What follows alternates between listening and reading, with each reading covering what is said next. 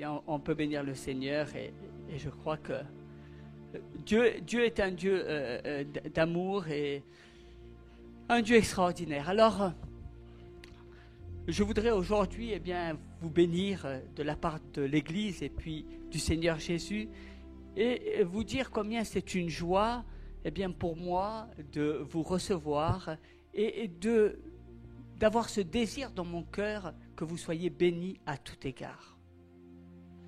Et pour ceux qui ne sont pas là, mais qui nous regardent sur la chaîne de télévision, si vous avez l'occasion de venir dans cette ville de Marseille, là où il y a le soleil, bien soyez les bienvenus et ça sera une joie de vous accueillir parmi nous.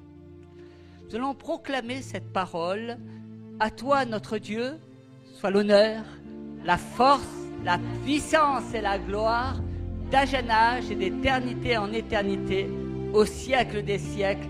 Amen. À toi, notre Dieu, soit l'honneur, la force, la puissance et la gloire d'âge en âge et d'éternité en éternité, au siècle des siècles.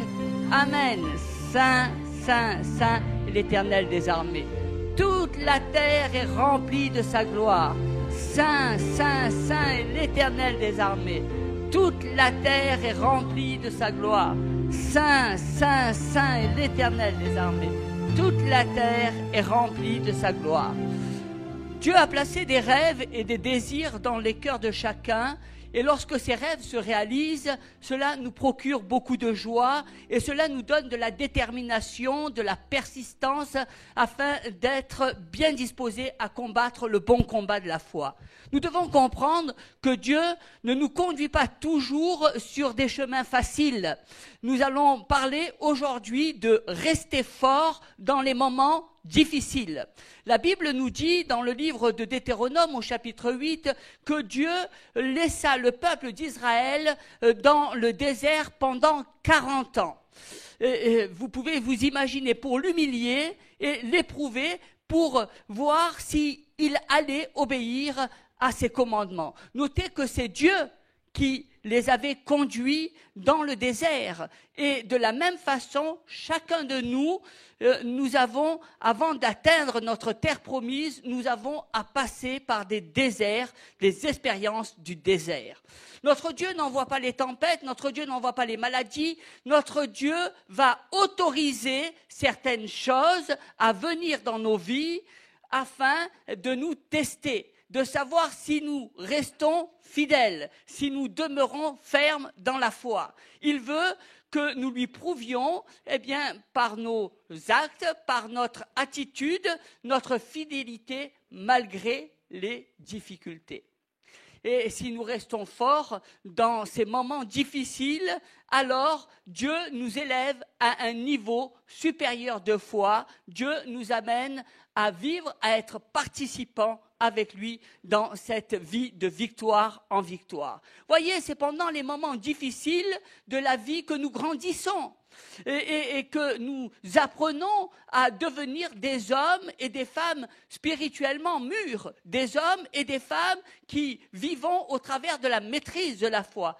Tout le monde peut être obéissant, garder une bonne attitude, être rempli de joie quand il n'y a pas de difficulté, quand c'est le calme plat. Mais lorsque la difficulté est devant nous, lorsque les moments deviennent difficiles, c'est là que nous devons nous rendre compte à quel point nous avons à lutter, à quel point nous passons par ces déserts et quelle va être notre attitude face à ces difficultés, quel va être notre comportement face à ces difficultés quand nous ressentons que finalement on a le sentiment de tourner en rond et on a le sentiment qu'il n'y a pas de progrès, qu'il n'y a pas de bénédiction dans notre vie.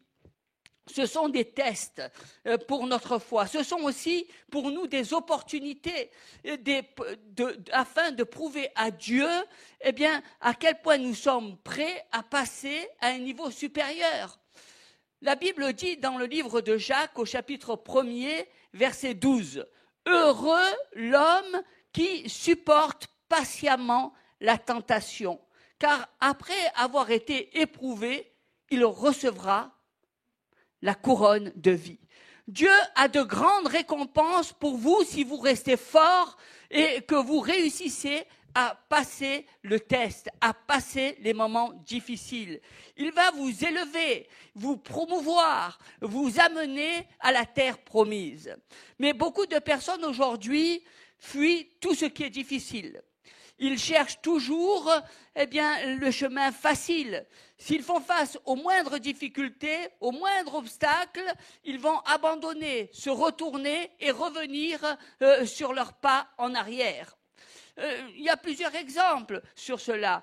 Combien de fois nous nous sommes dit « ce n'est pas la volonté de Dieu pour moi ». Alors, Dieu veut que je sois dans un confort. Dieu ne m'appelle pas à vivre au travers de la foi et par la foi. Mieux vaut abandonner. Il est difficile de rester fort lorsque dans le ménage, les choses vont pas et lorsque on a des troubles dans les situations et combien aujourd'hui il est facile de divorcer. Il est aussi difficile de voir quand et cela, on le voit tous les jours, pour les hommes, les femmes, le rêve, c'est d'avoir des enfants. Mais combien il est difficile aujourd'hui d'avoir des enfants et combien il est difficile de les éduquer. Et pourtant, Dieu nous amène à rentrer, à assumer ses responsabilités, ne pas fuir. Aujourd'hui, nous vivons dans un monde où on fuit nos responsabilités, où on marche en arrière, on abandonne pour un rien, on laisse tomber les choses de toutes les manières. Et Dieu nous invite, ne fuyez pas tout ce qui est difficile dans votre vie. Au contraire, assumez vos responsabilités, passez le test. Nous devons apprendre à persévérer dans les difficultés. Parfois, nous passons de longues périodes où nous faisons tout ce qui est en notre possible. Nous prions, nous résistons à l'ennemi, mais nous ne voyons rien venir, rien changer, aucun résultat. Nous restons toujours à la même place. Ce que nous devons montrer à l'ennemi, c'est que nous sommes plus déterminés que lui l'est. Alléluia. La Bible nous dit, quand tu as fait tout ce que tu dois faire, continue à rester fort dans la foi. Donc, n'abandonnez jamais, persévérer. Cela veut dire continuer à combattre le bon combat de la foi. Continuez même s'il vous arrive de mauvaises choses. Continuez à croire au meilleur, même quand le sol s'écroule sous vos pas. Vous devez prouver à Dieu que vous serez fidèles. C'est la clé. La clé, c'est la fidélité. Pour monter à un niveau supérieur, continuez à travailler. Fidèlement, vous êtes en train de prouver à Dieu que vous obéirez à ses commandements, même au temps de sécheresse.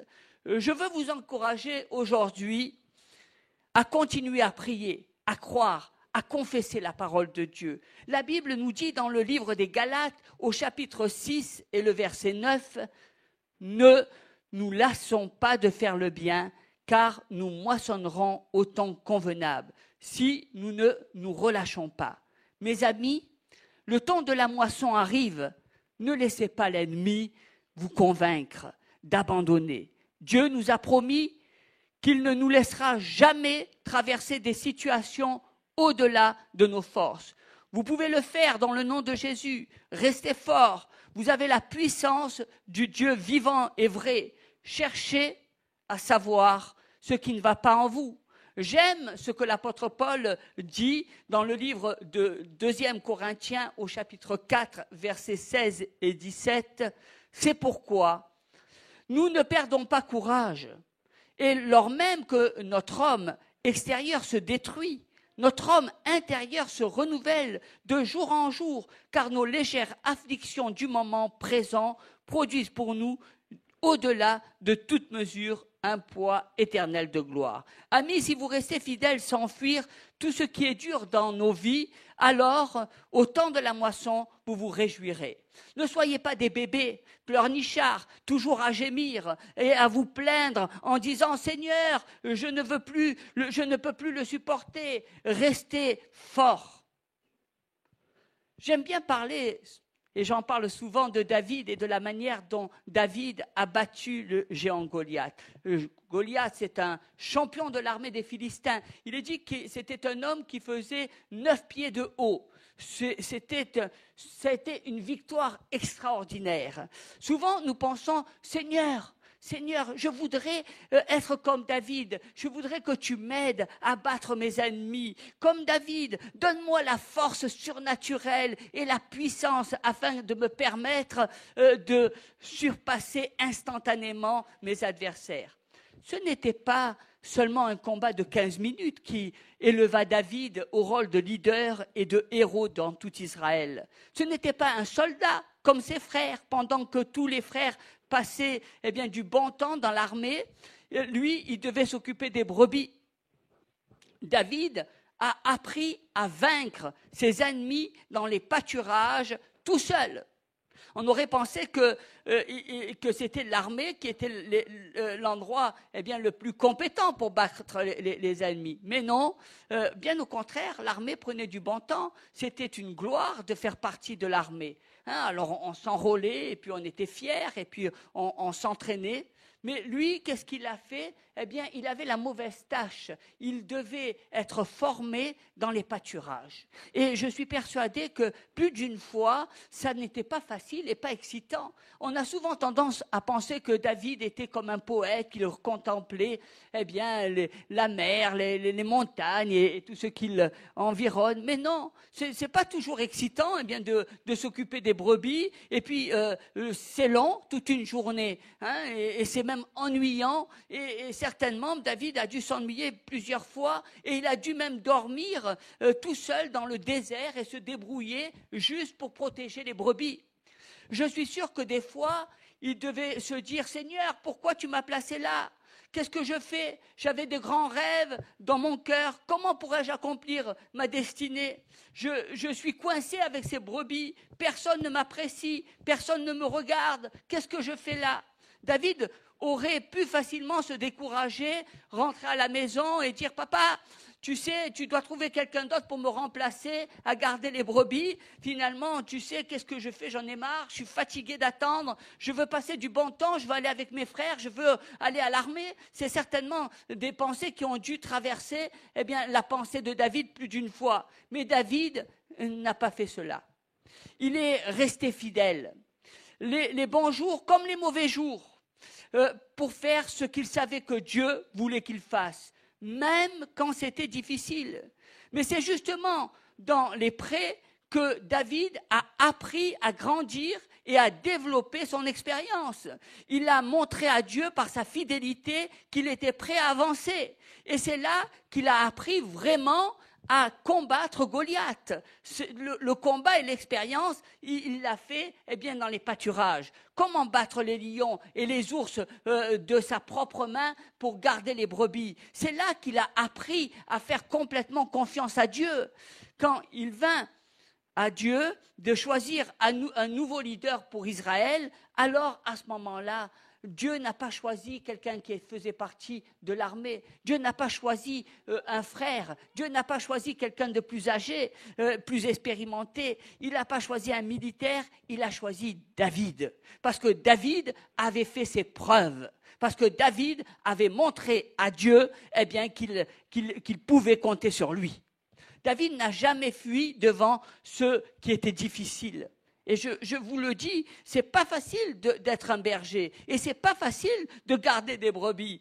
Et c'est pas facile parce que on voit bien combien les loups sont là et combien il faut être là à se battre du matin jusqu'au soir. Alors David, lui, il a été fidèle dans ces moments difficiles. Il a appris à rester fort et à garder une bonne attitude, même quand la vie était injuste pour lui.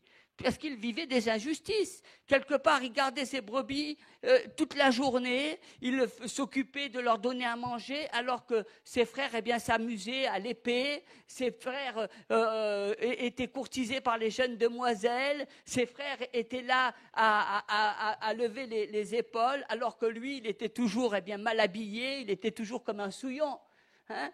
C'était injuste pour David en ce temps-là. Mais pourtant, Dieu a été fidèle parce qu'il a vu à quel point il était fidèle et à quel point il le servait. Beaucoup parmi nous passent par des moments difficiles.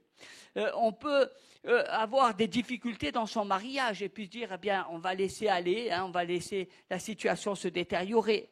Mais Dieu nous invite à rester forts. Dieu nous invite à faire tout ce qui est possible de faire afin que Dieu honore votre fidélité au travers du mariage. Combien on voit aujourd'hui d'hommes qui trompent leurs femmes, combien on voit d'hommes qui divorcent ou de femmes qui divorcent pour un rien. Dieu est un Dieu de fidélité et il nous appelle à être fidèles. Quand tu es fidèle dans les petites choses, Dieu nous apprend aussi à devenir fidèle dans les grandes choses. Quelqu'un qui vous traite mal au travail, vous êtes tenté de dire, voilà, il y en a assez, maintenant je vais quitter mon emploi, je vais changer de job, ça sert à rien, etc. Restez ferme. La Bible nous enseigne à aimer nos ennemis. Vous vous sentez peut-être incompris comme David, mal aimé. Vous avez le sentiment que vous n'êtes pas apprécié, qu'on ne vous regarde pas. Mais Dieu nous invite toujours à avoir une bonne attitude, malgré les difficultés, malgré les injustices. N'oubliez pas que la parole de Dieu nous dit Dieu s'occupe de vos ennemis, c'est lui qui vous fait vengeance. Continuez à faire les choses justes, même si la vie vous semble injuste. Faites vos preuves à Dieu. Montrez à Dieu que vous serez obéissants même dans le désert. Et je crois que si nous sommes obéissants dans le désert et que nous apprenons à lui faire confiance, à combien Dieu nous fera confiance dans la terre promise. Jésus a dit dans l'évangile de saint Matthieu, au chapitre 7, verset 13, « Entrez par la porte étroite, car large est la porte spacieuse et le chemin qui mène à la perdition. » Le mot « étroit », dans le sens grec originel, signifie un passage restreint et jonché d'obstacles. Les obstacles de la vie. Et je peux vous dire que si vous vous attachez à Dieu et que vous faites votre possible pour le servir, vous aurez constamment des obstacles à surmonter. C'est là notre vocation. Nous passons plus de temps à affronter et à nous battre avec les obstacles qu'à servir Dieu. Les obstacles sont là pour nous mettre à l'épreuve, afin que nous puissions continuer, afin que nous puissions nous battre, afin que nous demeurions fermes.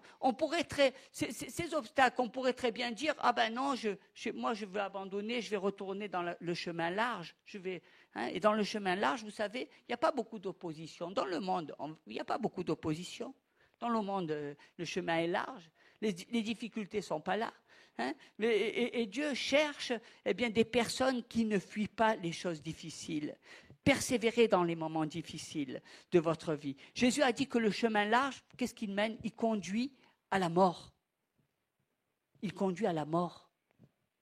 Mais le chemin étroit, celui qui est restreint et jonché d'obstacles, il conduit à la vie. Vous devez apprendre comment traverser les obstacles. Il faudra tenir comme ça pendant un long moment. Ne soyez pas impatients. Vous êtes démoralisés parce que vous pensez que vous ne faites pas de progrès, parce que vous ne voyez pas de changement dans votre vie. Restez fidèles. Dieu travaille en vous, peut-être même beaucoup plus que vous ne pouvez imaginer. Il travaille dans nos vies, dans nos pensées. Il vous prépare, il vous modèle en la personne qu'il veut que vous soyez. Alléluia. La Bible nous dit, soyez patients dans la difficulté. Combien de fois Moïse, qui a traversé 40 ans de désert, parce qu'il a tué un Égyptien, il a dû penser que Dieu ne l'utiliserait jamais, qu'il l'avait mis dans le désert parce qu'il avait commis une faute. Et combien de fois, dans ce désert, il a dû penser, mais qu'est-ce que j'ai fait quand j'étais jeune? Pourquoi j'ai tué cet Égyptien? Il a dû avoir des remords. Et puis il a dû penser combien de fois que Dieu ne s'adresserait jamais à lui, ne lui parlerait plus, etc. Mais vous voyez que c'est Dieu qui l'a amené dans le désert. Dieu l'a amené pour le former. Dieu l'a amené pour pour le façonner. Dieu l'a amené afin de voir son attitude. Lui qui a vécu eh bien, dans une position de prince, dans une attitude eh bien, d'homme qui allait faire des travaux lourds. Et on voit eh bien, que Moïse a appris. Il a appris, il a été façonné dans ces déserts. Les déserts de la vie vous façonnent. Ne pensez pas, pour un jeune homme, vous pensez que la vie en rose l'amène à quoi? L'amène pas à devenir un homme, l'amène surtout à devenir, eh bien, on ne sait quoi. Dieu est un Dieu qui nous façonne et la difficulté est là pour façonner. La difficulté est là pour nous amener à devenir de véritables hommes. Et pas des enfants, à devenir des pères et pas des mères. Alléluia. Vous voyez, Dieu a préparé. Et on peut dire que 40 ans après, Moïse est devenu un libérateur. 40 ans après, Moïse est rentré dans la destinée que Dieu avait pour lui et il y a permis de libérer tout le peuple d'Égypte. Et comment Dieu change et transforme les situations.